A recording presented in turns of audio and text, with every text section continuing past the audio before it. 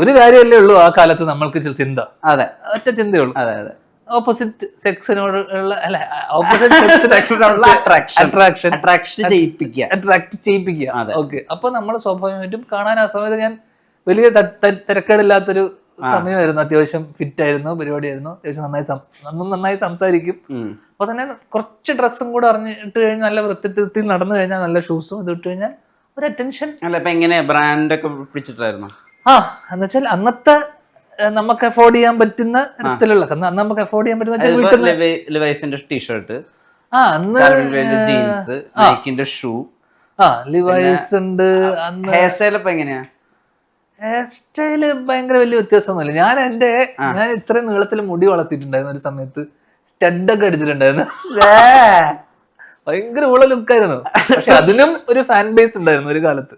അതെന്തായിരുന്നു? ചിമ്പു ആയിരുന്നു ഇൻസ്പിറേഷൻ? ചിമ്പൊക്കെ അത് കഴിഞ്ഞിട്ടാ വന്നേ. ചിമ്പു എന്നെ എവിടെയെങ്കിലും വെച്ച് കണ്ടിട്ട് ചിമ്പു ഇൻസ്പയർഡ് ആയിരുന്നു. നമ്മൾ അതിനൊക്കെ മുന്നേ, അതിന് മുന്നേ ഉള്ള കാലഘട്ടം ഞാൻ പറയാം. ഏത് വർഷം അത്? ഏത് ടൈം ലൈൻ? ഞാൻ പറയുന്ന സമയം എന്ന് വെച്ച് കഴിഞ്ഞാൽ, ഞാൻ സ്കൂളിൽ പഠിച്ചുകൊണ്ടിരുന്ന സമയത്ത് തന്നെ സ്കൂളിൽ ഒരു ഷർട്ട് ഇട്ടിട്ട് അതിനകത്ത് ടീഷർട്ട് ഇടും. ടീഷർട്ട് ഇട്ടിട്ട് ചെറിയ മാല ഇടും, ഈ പട്ടി ചെയിൻ പോലത്തെ ചെയിൻ ഇടും. ഓക്കെ, ചെറിയ സ്റ്റഡ് അടിക്കാം. ഓക്കെ, ഇതൊക്കെ നമ്മുടെ സ്കൂളിൽ ഒരു പരിധി വരെ അലൗഡ് ആയിരുന്നു. ഇപ്പൊ ചെയ്യുന്ന സാധനങ്ങളൊക്കെ അന്ന് അലൗഡ് ആയിരുന്നു. ഓക്കെ. പിന്നെ സ്കൂള് വിട്ട് കഴിഞ്ഞു കഴിഞ്ഞാൽ നീ ജസ്റ്റ് ഒന്ന് വാ, ഇപ്പൊ ഇങ്ങനെ നമ്മൾ നിൽക്കുന്നു. ഓക്കെ, അങ്ങനെ നിൽക്കുകയാണെങ്കിൽ ഞാൻ കാണിച്ചു തരാം. അപ്പൊ ഇവരിങ്ങനെ നിൽക്കുന്നു. Okay, chief camera. അപ്പൊ നമ്മളൊരു ബേക്കറിയിലോ കൂൾ ബാറിലോ നിൽക്കുകയാണെന്ന് വെച്ചോ. ഓക്കെ, ഞാൻ നിൽക്കുകയാണെങ്കിൽ ഞാൻ എങ്ങനെ നിൽക്കുന്ന അറിയാമോ?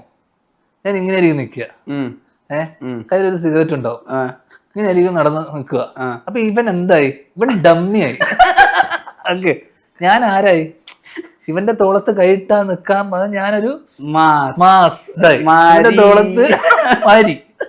അപ്പൊ അന്ന് ഈ വലിക്കുന്ന സിഗരറ്റിന്റെ ഫിൽട്ടർ, നമ്മളെ അറ്റം, ഈ അറ്റം കിങ്സിന്റെ സിഗരറ്റും ഉണ്ടെന്ന് ലൈറ്റ്സും ഉണ്ട്. ഓക്കെ, ഈ ലൈറ്റ്സ് വലിച്ചു കഴിഞ്ഞാൽ ലൈറ്റ്സിന് അന്ന് കിങ്സിനേക്കാളും വിലക്കുറവാ. ഈ ലൈറ്റ്സ് വലിക്കുകയാണെങ്കിൽ കുറച്ചുകൂടെ സ്റ്റേറ്റ്മെന്റാ. ഓക്കെ, അപ്പൊ സിഗരറ്റ് വലിക്കുന്ന ആണുങ്ങളോടുള്ള താല്പര്യം. അപ്പൊ ഇവന്റെ തോളത്ത് ഇങ്ങനെ കേട്ടിട്ട് ഇങ്ങനെ സ്കൂൾ വിട്ട് കഴിഞ്ഞാൽ സ്കൂളിന്റെ അപ്പുറത്തുള്ള ബേക്കറിയിൽ നിന്ന് ഊതി വിടുമ്പോ പെണ്ണുങ്ങൾ സമയം ഇറക്കാനല്ലേ, മനസ്സിലായില്ലേ? സമയം ഇറക്കാനല്ലേ, സമ പയ്യണ്ടി, സമ ആറ്റിറ്റ്യൂഡ് പെണ്ണുങ്ങളെ നോട്ട് ചെയ്യും. മനസ്സിലായില്ലേ? ഇതൊക്കെ സ്റ്റൈൽ സ്റ്റേറ്റ്മെന്റുകളായിരുന്നു. എന്ന് വെച്ച് കഴിഞ്ഞാൽ ബാഡ് ബോയ്സ്. ഓക്കെ, സിഗരറ്റ് വലിക്കുന്ന കുട്ടി, കാതില് ചെറിയ കടുക്കൻ, ബൈക്കിലേക്ക് കയറുന്നു, പെണ്ണുങ്ങളെ മൈൻഡ്. കൗതുക വാർത്തകളിലെ മുകേഷ് ഏട്ടന്റെ ഒരു ട്രാക്ക് ഉണ്ട്, ആരെയും മൈൻഡ് ചെയ്യുന്നു. താങ്ക്സ്, നിങ്ങൾ വേണമെങ്കിൽ എന്നെ ശ്രദ്ധിച്ചോളൂ, ഞാൻ നിങ്ങളെ ശ്രദ്ധിക്കുന്നില്ല. നമ്മൾ അവിടെ വന്നിരിക്കുന്ന തന്നെ ഇവരെ ശ്രദ്ധിക്കാനും വായി നോക്കാനും വേണ്ടിയിട്ടാണ്. അപ്പൊ ആ കാലഘട്ടത്തിൽ ഈ പറയുന്ന ഡ്രസ്സിനും ഇതിനൊക്കെ കാരണം വിരൂപന, സത്യം പറഞ്ഞു കഴിഞ്ഞാൽ കൗതുക ഞങ്ങൾക്ക് ഇല്ല. അപ്പോ സ്വാഭാവികമായിട്ടും ഇതൊക്കെ ഒരു ട്രെൻഡ്. ആ കാലത്തുള്ള എന്തൊക്കെയായിരുന്നു ട്രെൻഡ്? ഇപ്പൊ നമ്മൾ കാണുന്ന ഇപ്പത്തെ ഇടുന്ന ഗ്ലാസുകളായിക്കോട്ടെ, ഷെയ്ഡ്സ് ആയിക്കോട്ടെ, ഇതൊക്കെ പഴയ റെട്രോ സാധനങ്ങളാണ്. ചെക്സ്, ഇപ്പൊ പഴയ സാധനങ്ങളൊക്കെ തിരിച്ചു വരുവാണ്. ചെക്സ് വരുന്നു, കോഡ്രോയ് വരുന്നു, ടീഷർട്സിൽ പല പല പഴയ ഫാഷൻ, റിലാക്സ് ഫിറ്റ് വരുന്നു. അപ്പൊ ഇതൊക്കെ ആ കാലത്ത് ട്രെൻഡ് അല്ലാത്ത കാലത്ത് ട്രെൻഡ് ആക്കിയിരുന്നു ഞാൻ, കാലത്തിന് മുന്നേ സഞ്ചരിച്ചിരുന്നു. അപ്പൊ ഇതൊക്കെ ഒറ്റ ഉദ്ദേശമുള്ളൂ. ഇതൊക്കെ ശ്രീനിവാസ സാർ കാണുമായിരുന്നോ? ഇല്ല, അധികം അങ്ങോട്ട് കണ്ടിരുന്നെങ്കിൽ അധികാലം അന്ന് തന്നെ പുറത്താക്കിയാണ്. അപ്പൊ എങ്ങനെയാ അത്? സ്കൂളിൽ നിന്ന് വീട്ടിൽ നിന്ന് ഇറങ്ങുമ്പോ മറ്റേ മിസ്റ്റർ പെർഫെക്റ്റ് ആയിട്ട് ഇറങ്ങും. സ്കൂൾ അതിനകത്തൊരു ടീഷർട്ട് ഇട്ടിട്ടുണ്ടോ?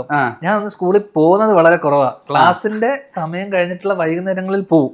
ഓക്കെ, ബേക്കറിയിലും കൂൾ ബാറിലൊക്കെ വന്ന് ഇങ്ങനെ നിന്ന് സിഗരറ്റ് ഒക്കെ വലിച്ചിട്ട് അവിടെ ഇരിക്കും. പിന്നെ അവിടെ തന്നെ അല്ലറ ചില്ലറ പ്രശ്നങ്ങള്. എനിക്ക് ഓർമ്മയുള്ള ഒരു സംഭവം എന്ന് വെച്ചാൽ എന്റെ ക്ലാസ്സില് A section, B section, C section ഒക്കെ ഉണ്ടല്ലോ. അപ്പൊ ഈ സി സെക്ഷനിലുള്ള അന്നത്തെ ഒരു ഗ്യാങ് ലീഡർ ഉണ്ട്. എല്ലാ ക്ലാസ്സിലും ഓരോ ഗ്യാങ് ഉണ്ട്. ഓക്കെ, സ്കൂളൊക്കെ എന്ന് വെച്ച് കഴിഞ്ഞാൽ പല പല ഗ്യാങ്ങും ഗ്രൂപ്പുകളൊക്കെയാണ്. അപ്പൊ എനിക്കൊരു ഗ്യാങ് ഉണ്ടായിരുന്നു, പെഗസിസ് എന്നാണ് എന്റെ ഗ്യാങ്ങിന്റെ പേര്. എന്താണ് പെഗസിസ്? പെഗസിസ് എന്ന് വെച്ചാൽ ഫ്ലൈയിങ് ഹോഴ്സ്.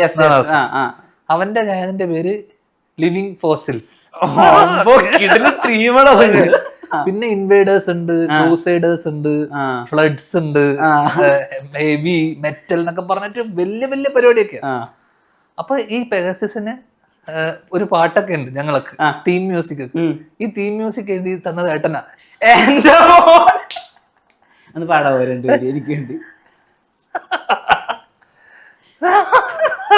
ഒരു തുടക്കം ഞാൻ പറയാം. Walking on the ramp is the big mouth dance gonna rock and roll and petrify you guys on the floor. Wow! Dhyan is gonna rock you. Rocking. ഇത് ഈ പാട്ട് എഴുതി തന്നത് എന്റെ ചേട്ടനാ. ആലോചിച്ചത് എന്തൊരു പുള്ളി ഭയങ്കര കൂളസ്റ്റ് ആയിട്ടുള്ള മനുഷ്യനാണ്. പുള്ളി അന്ന് ഈ ഞാൻ പോയിരുന്ന സ്കൂൾ വാനുണ്ട്. ഞാൻ ഒരു 7ാം ക്ലാസ് 8ാം ക്ലാസ് വരെ സ്കൂളിൽ പോയിട്ടുള്ളൂ. 9ാം ക്ലാസ് തൊട്ടിട്ട് വണ്ടി കാറിലും പിന്നെ കാർ ഓടിച്ചൊക്കെയാ പോയത്. അന്ന് അവിടെ ചെന്നൈയിൽ പിന്നെ ലൈസൻസും മറ്റേ ഇതൊന്നും ഇല്ല. പോവാ. പുള്ളി ഞാൻ പോയിരുന്ന സ്കൂൾ വാനിലെ ആസ്ഥാനം എന്ന് വെച്ചാൽ സ്കൂൾ എത്താൻ ഒരു 15 മിനിറ്റ് ഉണ്ടെങ്കിൽ ആ 15 മിനിറ്റിൽ 5 മിനിറ്റ് 10 ഓരോ 2 മിനിറ്റും 3 മിനിറ്റിലും കൂടെ പാട്ട് പാടുന്ന എല്ലാരും പാട്ട് പാടി സ്കൂൾ വരെ എത്തിക്കുന്ന ആളാ. അപ്പൊ പുള്ളിക്ക് വന്ന എനിക്ക് വന്ന ഒരൊറ്റ ഉദ്ദേശം ഉണ്ടാവുള്ളൂ, ഓപ്പോസിറ്റ്. അപ്പൊ പുള്ളി എനിക്ക് തോന്നുന്നു നന്നായി പാട്ട് പാടും. അപ്പൊ എന്നെ അവിടുത്തെ സ്കൂളിലൊക്കെ ഉള്ള നോർത്ത് ഇന്ത്യൻ അല്ലെങ്കിൽ ഹിന്ദിക്കാര് എന്ന് വെച്ചാൽ തും വിനീത് കെ ഭയ്യ ഭായ് ഹന എന്നൊക്കെ ചോദിക്കുക.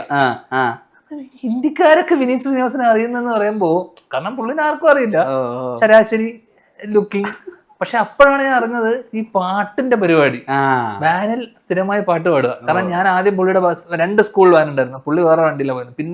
പിന്നെ ഇതിലോട്ട് പോയപ്പോഴാണ് അവിടെ സ്കൂൾ വാനിലടക്കം പാട്ട് പാടി ആൾക്കാർ എന്റർടൈൻ ചെയ്ത് പോയിരുന്ന ഒരു ദിവസം പോലും വാന് പാട്ട്. വിഷ്വൽ എങ്ങനെയായിരിക്കും? വിഷ്വൽ ഞാൻ പുള്ളി ഏറ്റവും ഫ്രണ്ടിൽ നിന്നിട്ട് പുള്ളി തൊലിത്തരം പാട്ടൊക്കെ പാടും. കുട്ടികളൊക്കെ സൈഡിൽ നിന്നിട്ട് ജാം ചെയ്ത് ചില്ല് ചെയ്ത് മറ്റേ ടൂറിനൊക്കെ പോകുന്ന പോലത്തെ ഇതായിരുന്നു. അപ്പൊ ഇത് സ്ഥിരം കാരണം നമ്മൾ ഇതൊന്നും കണ്ടിട്ടില്ല സ്കൂൾ വാനില് പാട്ട് പാടി പോകുന്ന. പുള്ളി +2 വരെ എനിക്ക് പോകുന്ന 15 സ്കൂൾ വാനിലാണ് പോയിക്കൊണ്ട് പാട്ട് പാടാൻ വേണ്ടിട്ട്. ഒരു വർഷം കഴിഞ്ഞ പുള്ളി മാറി തോന്നുന്നു. പിന്നെ ഞാൻ പിന്നെ കാറില സ്കൂളിൽ പോയിരുന്നേ.